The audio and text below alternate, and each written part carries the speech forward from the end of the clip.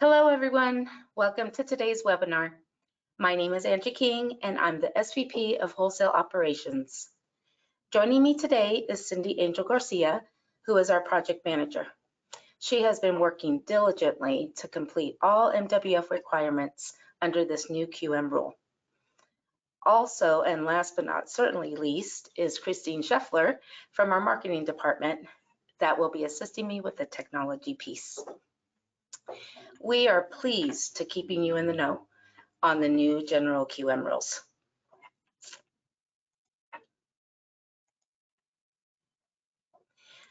The agenda today on the initial and new QM rules, important dates, ATR specifics, and APOR spreads will give you insight into the QM world. With the amount of announcements coming out lately and who is saying what, it all may be a little confusing. We have prepared today's presentation with that in mind, giving you the answers that will keep it simple. I want to start off today with some definitions on terms that will be used throughout the presentation. The ability to repay, or ATR, requires lenders to make a good faith and reasonable determination of the borrower's ability to repay the mortgage loan. Qualified mortgage, or QM loans, must meet specific product criteria, cost limitations, and again, ability to repay. And the average prime offer rate, or APOR, is an annual percentage rate that is derived from average interest rates, points, and other loan pricing terms. Let's dive into what the CFPB established on the general QM rule. Back in 2014, they put in place rules and regulations that required loans to meet max DTI of 43% and Appendix Q. Appendix Q told lenders what they could and what they could not determine ability to repay. These rules applied to all conforming and non-conforming loans. With the housing market changing, the CFPB created what's called the GSE patch, which was a temporary time period where lenders did not have to abide by the 43% ratio rule and instead could use AUS approval through DU or LP. CFPB announced in January of 2021 that the GSE patch was being terminated as of July 1st, 2021, but then decided to extend it until October 1st of 2022, once again to assist with the housing market. This extension does not apply to conforming, non-conforming loans, conventional loans, due to the PSPA agreement, which we will touch on a little later.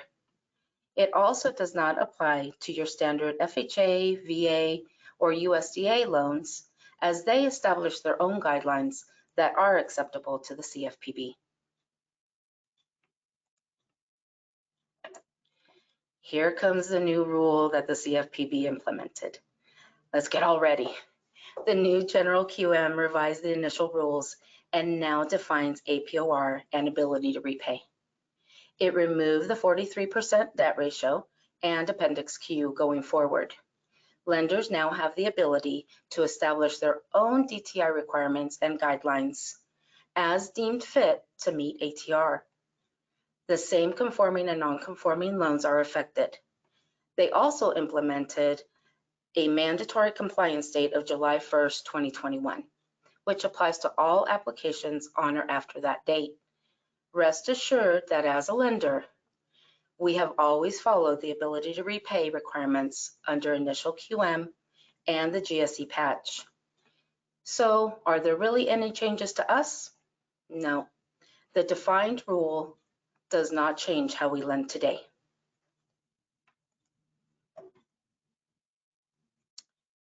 As discussed previously, the new QM rule applies to all conventional loans with apps taken on or after July 1st. Why does the GSB patch no longer apply if the CFPB extended that expiration date till October 2022?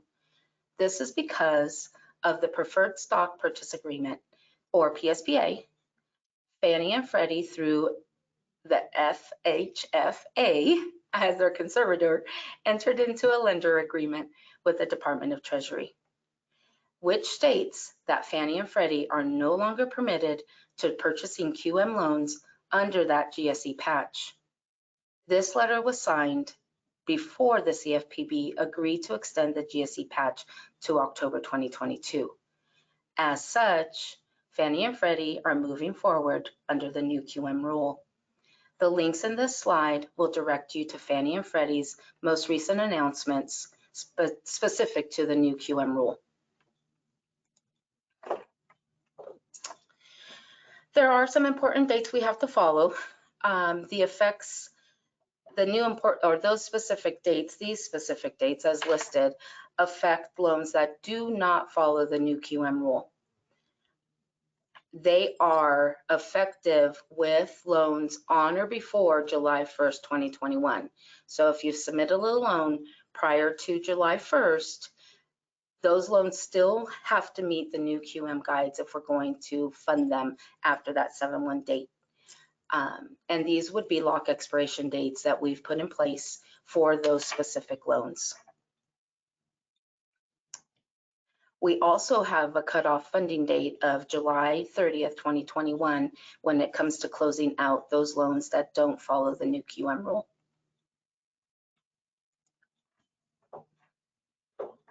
Now that we're following the new QM conventional loans, let's move into ATR specifically, and then we'll touch on APOR. What are the triggers that ATR covers? There has to be a consumer purpose, plus it has to be a closed-end loan, plus it has to be secured by a dwelling.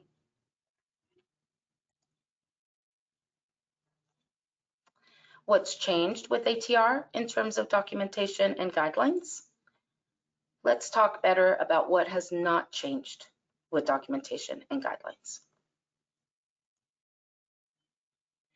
We as a lender have the same ATR rules when documenting each loan file. We have met those requirements under the initial QM and the GSE patch. And because the rules are relatively the same, we will continue to meet the requirements under the new QM today. The only real change to ATR is that the requirements were separated into 8 factors and now give us deeper definitions. That's it. As you can see on this slide, the current ATR requirements for underwriting consist of 5 basic factors.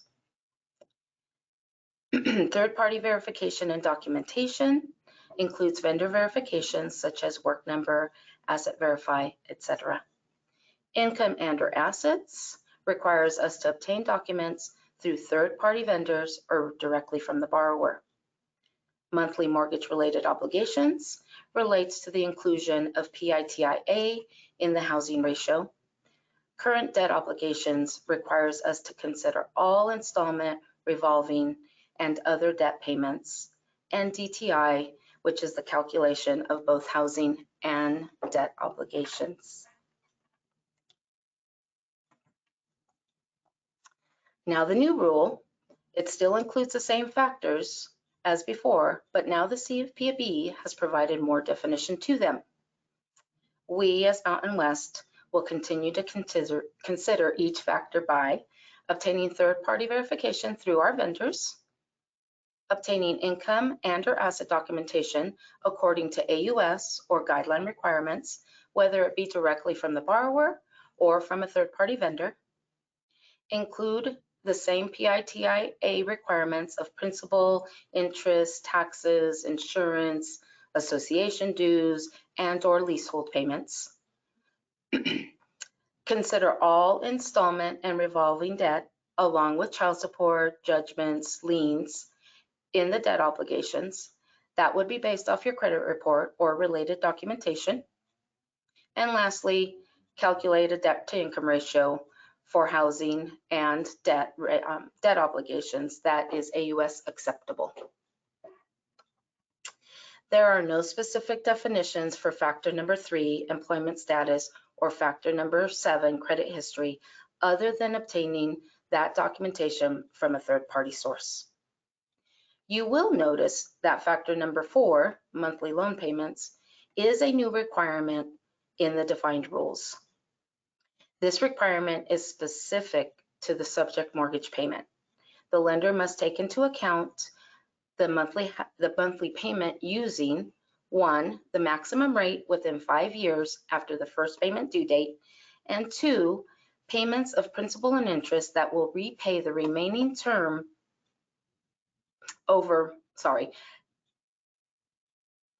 repay the outstanding principal balance over the remaining term of the loan as of the date the interest rate adjusts to the maximum interest rate. Loans with adjustable rates will mostly be affected by this new rule, such as the 6-month, the 1-year, the 3-year, or the 5-year ARM. All in all, considering the 8 defined factors for ATR, our practices have not changed. And more importantly, our guidelines remain the same. In an effort to better understand the new ATR risk factors, we put together this graph that you can have at your fingertips. I know it's small now, but we're going to include it in the handout. This graph shows you what the rules apply based off which QM rule. It also shows you the APOR spreads. Keep in mind this graph includes other information that is used for Mountain West purposes, but we are hoping it's useful to you as well. Again, we will be providing this graph in the handout when we send out the presentation. Now let's chat about APR to APOR guides, thresholds, or spreads. We're getting closer to the finish line.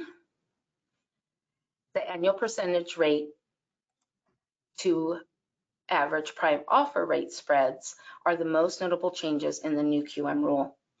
Notable because the spreads are higher than before. The spreads are based off loan amounts and are part of determining a loan's QM status with safe harbor and rebuttable presumption.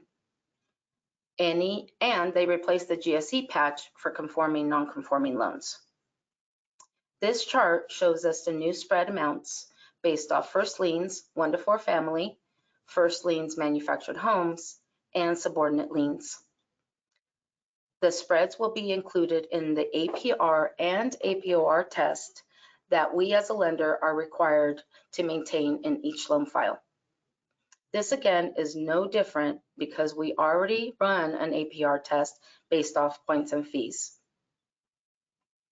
Now, wasn't that simple and easy? Now you have the peace of mind that the loan qualifying based off the new general QM rules are not changing. We are prepared for all of your loans.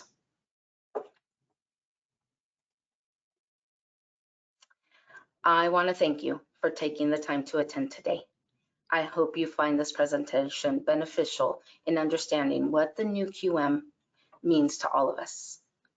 Our next webinar will be on the 24th of June by yours truly, and will provide additional insight on what MWF has finalized in preparation of the new QM rule, and more importantly, where you can find that information. Our chat box will be open to any questions you may have for the next 10 minutes. We will be responding to those questions within the next 24 hours, and will also be sending this presentation with the recording. We at Mountain West are looking forward